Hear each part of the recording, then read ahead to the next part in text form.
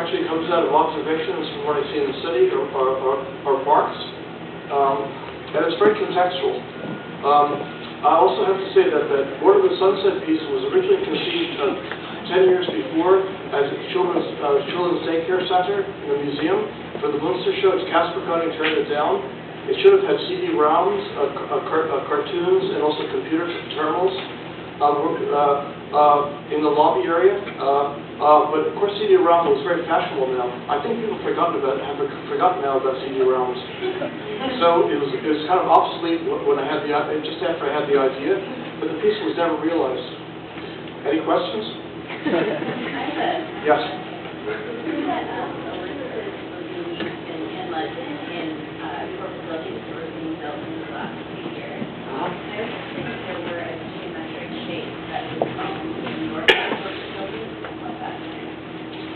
Look, I had hearing problems. What did you say? Yeah, so if we listed were in London, was there a shape that you associate with corporate buildings in New York? And what's the Well, actually, I didn't show my skateboard pavilion, which is maybe going to be realized in Guadalajara. It was originally for International Garden Year in Stuttgart, and in the 80s, all the buildings had pyramids, corporate buildings.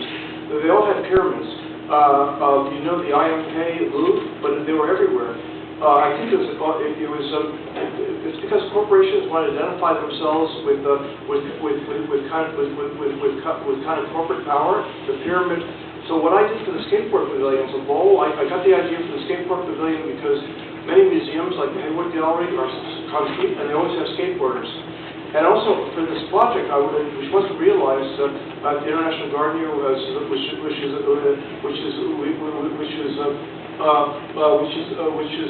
deals with redesigning parks in big cities in Germany, and there's a garden show where you can buy seeds, garden implements.